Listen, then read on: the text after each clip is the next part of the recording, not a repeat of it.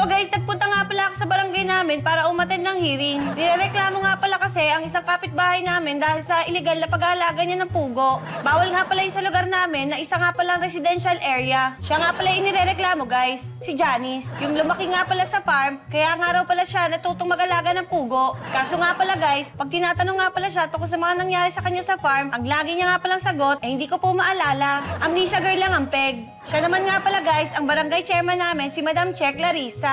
Katabi nga naman pala niya ang co-chair niya na si Kagawad Berwin. Marami nga pala silang tanong guys na hindi nasasagot ng malinaw ng inirereklamo. Di ko nga alam pala guys na kung dahil sa pagsisinungaling niya na yon o dahil nga pala sa kakaibang talent niya na parang napagsasabay niya na magbelat habang nagsasalita. At tinawag na nga pala ako guys para maging witness. Nakakakaba nga pala guys ang umupo sa witness stand. Guys, bago ka nga pala umpisahan tanungin, pasusumpain ka nga pala muna na magsasabi na totoo at pawang katotohanan lamang. Pero bakit nga pala ganon? May pasumpa-sumpa pa nga palang nalalaman pero ang dami naman palang nagsisinungaling. Sa bagay, sa pag-ibig nga pala guys, ganon din. May pasumpa-sumpa pa pero nanloloko rin. Kaya nagkakagulo. At eto na nga guys, tinanong nga pala ako ni Madam Che kung ano nga pala ang nakita ko mga kaganapan sa pugo ng kapitbahay namin. At for the first time nga pala guys, maririnig nyo na nga pala ang testimonya ko.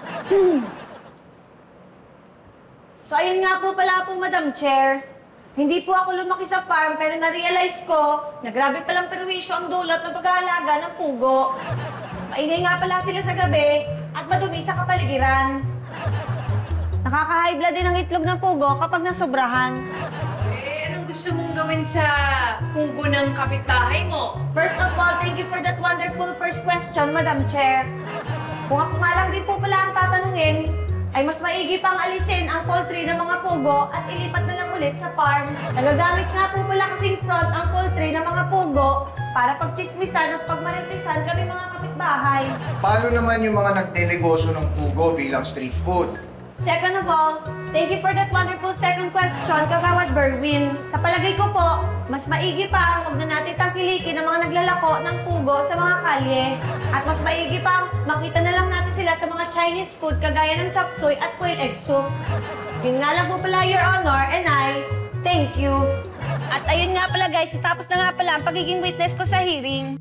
Balita ko nga pala guys, isususpindi na ang operasyon ni Janice at ipifreeze ang kanyang kayamanan at ari-arian. Marami nga pala ang natuwa sa nangyari guys at kinongratulate nga nila ako dahil sa kakaibang pagpapahayag ko. Nalinawan nga raw pala silang lahat. Payo ko lang nga pala sa mga umaattend ng hearing na ganito kahit nga pala mainitan ng pagtatalo at balitaktakan guys, pilitin nyo nga pala na huwag makipag-away at maging kalma lang at maging laging sweet as Eva.